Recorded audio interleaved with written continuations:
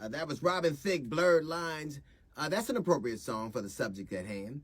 Now, Kyrie Irving is a very, very talented basketball player. He has been the subject of news, national news all across the country because of his refusal to take the vaccine or to let people know his particular situation. And when it comes to the vaccine, it has been discussed on news, radio shows, on sports shows, and newspapers. All of us know that Kyrie Irving has not as yet either taken the vaccine or let his team know his status. Now, Kyrie Irving plays for the the Brooklyn Nets. Kyrie Irving is a guard. Kyrie Irving makes a ton of money. You know what Kyrie Irving is one man. You know what he's not? He is not a member of the New York Police Department, of which 7,100 officers have not taken the vaccine. He is not one of the 60 police officers that have died in New York in the last year and a half, all while they're on the streets. Now, Kyrie Irving can drive, he can pull up, but he can't pull you over. He's responsible for guarding the paint, not a city. Kyrie Irving is being held to a higher standard than the policemen in the United States, in the city of New York. Right now, Kyrie Irving can't write you a ticket. Kyrie Irving can't pull you over. He can't make you comply.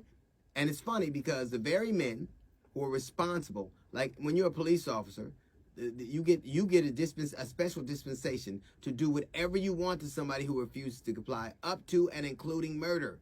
You can murder an unarmed person for a little less than their refusal to comply. But you don't have to. You've decided that you are going to be a person who wants to.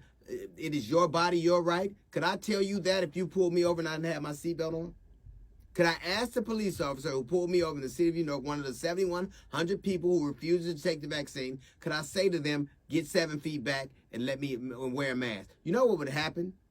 A very violent interaction, or the propensity for a very violent interaction. Why do we allow men and women who are supposed to be responsible for our safety, who are supposed to uphold the law, do whatever they want? There's 60 police officers in New York that have died of COVID.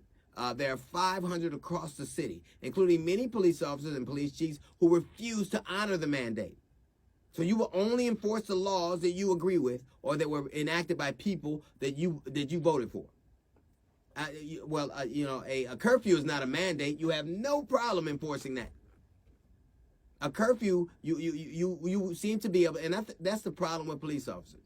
They seem to be above the law. No other profession generally has a higher level of substance and alcohol abuse, okay, or spousal abuse, okay. And every time police officers don't seem to like what's going on, the threat is, well, we won't police you. That is not a public servant. That is a kidnapper. They're not serving you. You're being held for ransom. It is interesting that Kyrie Irving has not taken the vaccine. I'm sure it's more interesting than any of the 7,100 men in the very city he's going to play in or will play in or used to play in, those men and women who haven't taken the vaccine. And the whole purpose of it is to bring public shame and scrutiny and pressure on Kyrie to do a thing so he can play with his team. Oh, you look at, he's letting them down for a championship.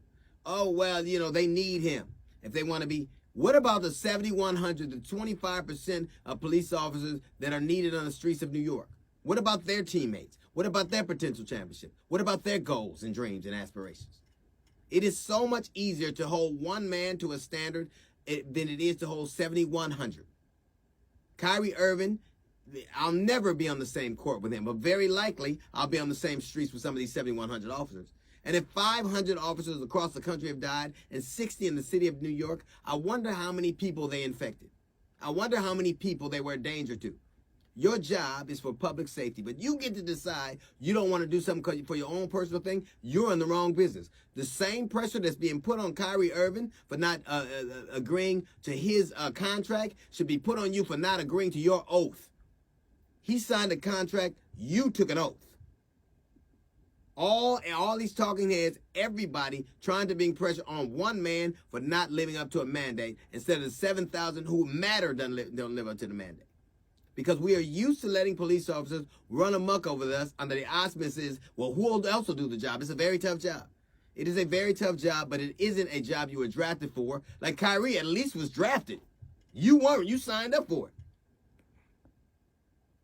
So it is interesting that Kyrie Irving hasn't taken the vaccine. It's interesting that he can lose money. It's interesting that he faces punitive action.